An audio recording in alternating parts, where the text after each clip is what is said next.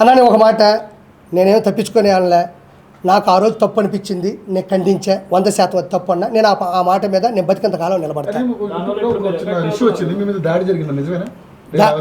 ఒక విషయం చెప్తాయండి, దాడి జరిగితే నా మొహం మీద ఒక దెబ్బ అన్నా కొడతారు, దెబ్బలు ఏమైనా ఉన్నాయో చూసుకోండి.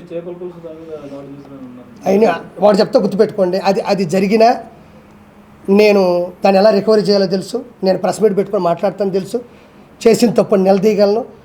నా చేపల పులుసు మీద పడితే నా మీద పడ్డట్టే. నా చేపల పులుసు అంటే నా దగ్గర తీసుకున్న వాళ్ళు కావచ్చు, నేను ఇచ్చిన వాళ్ళు కావచ్చు, నాయి కావచ్చు. నేను అంత ఈజీగా ఇన్నోసెంట్ నేను కాదు. నేను జగన్మోహన్ రెడ్డినే నేను ఎలక్షన్స్ ముందే ప్రశ్నించినోడిని. నేను ఎవరైనా నా దాని మీద దాడి జరిగితే నేను ఎక్కువ పెడతా. ఇప్పుడు విజయవాడలో నేను పెడతాను, ఎవరిని ఆపని చెప్పి చూద్దాం. విజయవాడలో నాకు తెలిసిన ఒక ఫ్రాంచైజీ ఓనర్ తీసుకున్నాడు, నేను కూడా అందులో భాగంగా ఈరోజు విజయవాడలో పెడుతున్నా, కొత్త రాజధానిలో పెడుతున్నా. ఎవడు చెప్తాడు ఆపని చెప్పి చూద్దాం. నేను ఆడే ఉంటా, ఆ రోజు ఏ దాడి చేస్తారో చేయమని చెప్పు.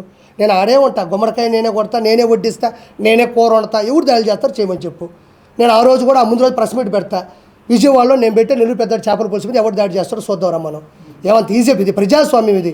ప్రజల కొరకు ప్రజల చేత రాసినట్టు రాజ్యాంగంలో ఉన్న ప్రజలు మనం ఇష్ట ప్రకారం వచ్చి దాడులు చేస్తుంటే లా ఎట్టబోయింది, పోలీస్ డిపార్ట్మెంట్ ఎట్టబోతుంది, సెక్షన్లు ఎట్టబోతాయి, ప్రజలు ఎట్టబోతారు, మీడియా ఎట్టబోతుంది, ఆడిపోతాయి, సీసీ కెమెరాలు ఎట్టబోతాయి. అంత ఈజీ అనుకున్నారు. ఒకటి మీద ఒక దాడి చేయాలంటే అంత ఈజీగా ఉండదు.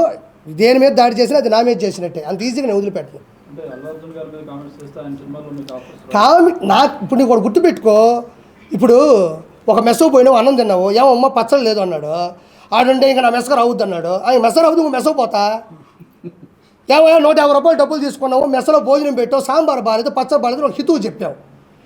అంత మాత్రం నువ్వు నా మెసగ రావద్దు అన్నాడు. నీ మెసగ రాను, ఇంకో మెస పెడతా, లేదా మా ఇంట్లో తింటా, లేదా నేను వండుకుంటా, లేదా పెరుగు పెట్టు, లేదా స్విగ్గీ జొమాటో పెట్టుకుంటా. అంత మాత్రం అల్లు అర్జున్ గారి సినిమాలో మాత్రమే చెయ్యాలని రాసి పెట్టుందా? మీరు అడిగారు కదా, నేను ఆయన నిందించట్లే. క్వశ్చన్ దానికి నేను తప్పించుకోకూడదు, నేను తప్పించుకోవాల్సిన అవసరం లేదు కాబట్టి అది వదిలేసి ఇప్పుడు అది వద్దు. నేను అలా సినిమా ఇండస్ట్రీ చిత్తూరు నాగయ్య గారి టైంలో నుంచి చిరంజీవి గారి టైం వరకు వచ్చింది. కెమెరామ్యాన్లు విఎస్ఆర్ స్వామి గారి దగ్గర నుంచి, చోటా గారి దగ్గర నుంచి ఈ రోజు వరకు వచ్చింది. కమెడియన్లు 24 crafts, film chamber, producer council, junior artist సంఘం, ఏమన్నా కెమెరా సంఘం, కెమెరా ఆర్టిస్టులు, కెమెరామ్యాన్, ఇవన్నీ పెద్ద పెద్ద క్రాఫ్ట్స్. అవి ఎవ్వరూ ఏ దాన్ని అణిచివేయలేరు.